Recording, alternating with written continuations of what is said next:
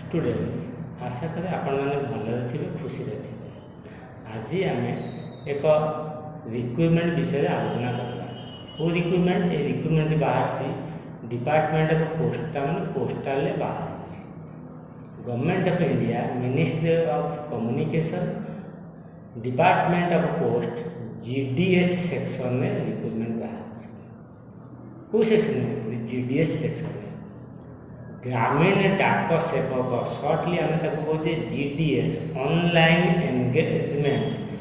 Schedule 2 जुलाई 2026 यही विषय आम बर्तमान कौन कर आलोचना करवा।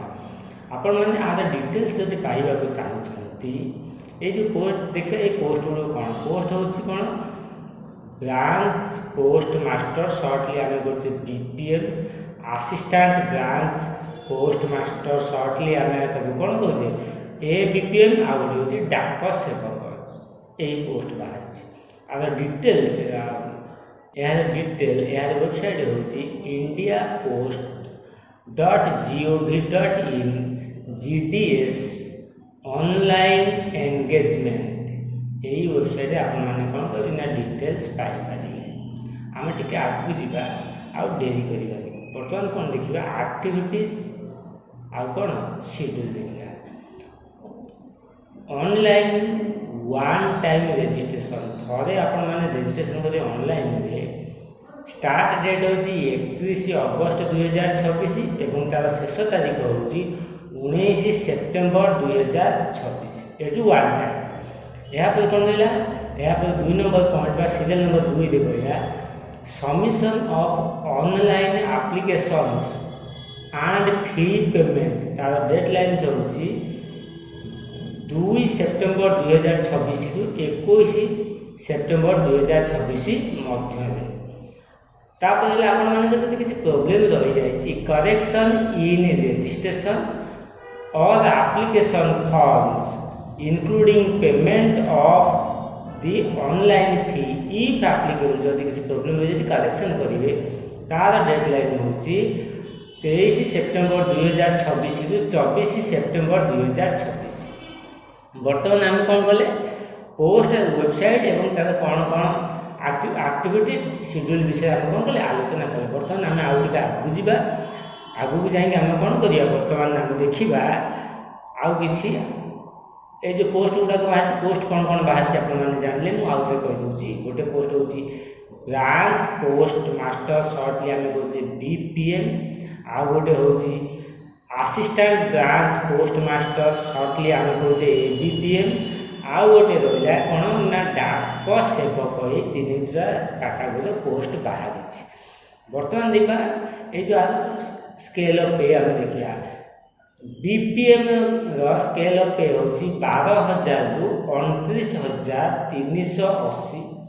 एवं एबीपीएम और डाक सेवक स्केल ऑफ पे रोचे 10,000 रु 24,470 टंका। बर्तमान देखा eligibility criteria for all GDS post age limit देखा एज लिमिट हूँ मिनिमम 18 वर्ष मैक्सिमम 40 वर्ष तार 18 वर्ष रु 40 वर्ष भितर आपको बयस हो 18 वर्ष रु अधिका 40 वर्ष रु कम एवं आज एज रिलैक्सेशन रही आज पर गवर्नमेंट रूल अनुसार अपर एज रिलैक्सेशन अपर एज लिमिट रिलैक्सेशन रही। बर्तमान आम आउ टे आगू जाकि देखा एजुकेशनल क्वालिफिकेशन कौन देखा आम देखिए बर्तमान एजुकेशनल क्वालिफिकेशन कौन educational qualification for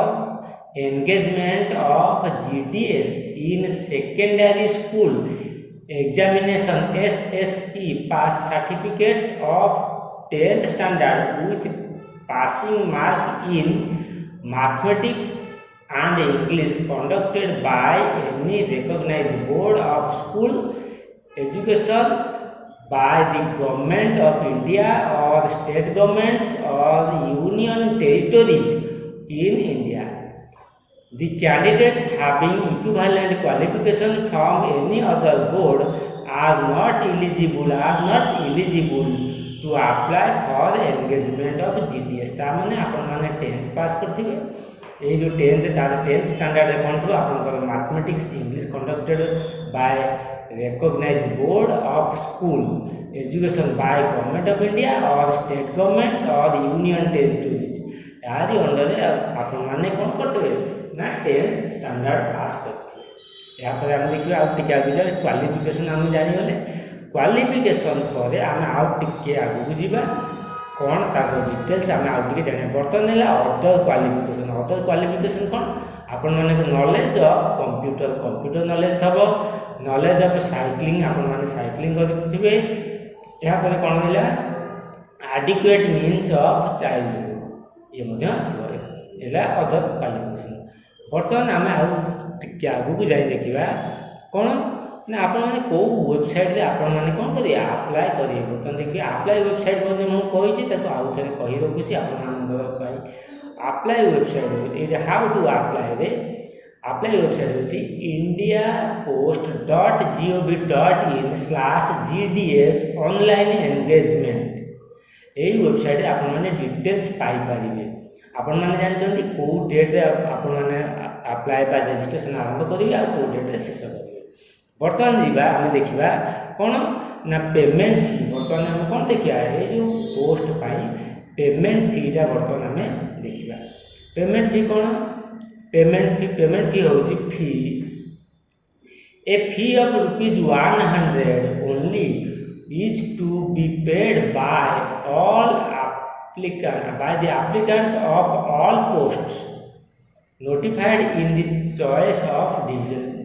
division choice of division आपण माने को 100 टंका देबे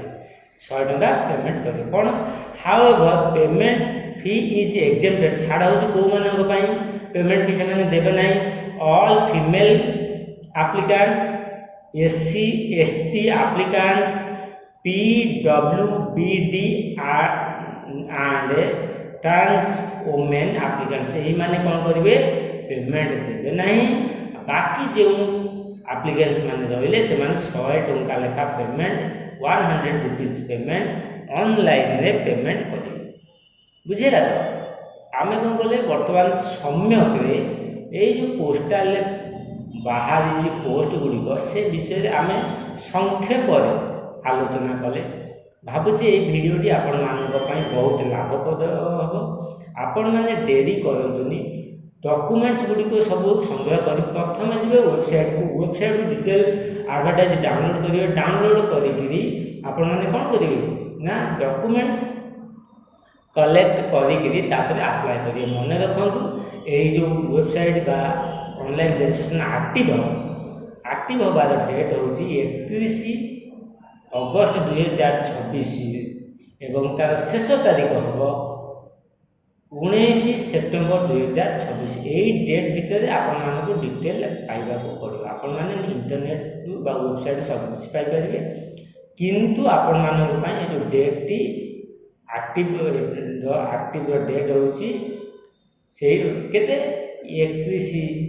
अगस्त 2026 एवं तार शेष तारीख होची 19 सेप्टेम्बर 2026 यही डेट भितर आपण सब किसी करने को पड़ो स्टूडेंट्स आज वीडियो ये पुणी आपण सहित देखा आउ नुआ एक वीडियो नुआ किसी विषय वस्तु को नहीं मुझे सम्मुख में उपस्थापना करी से आपण मैंने मोर चैनल को बहुल भाव में लाइक करूँ शेयर करूँ सब्सक्राइब करने समय बेल आइकन बा नोटिफिकेशन बटन को प्रेस करने भूलें ना आज ये रही आपण मानक अशेष अशेष धन्यवाद।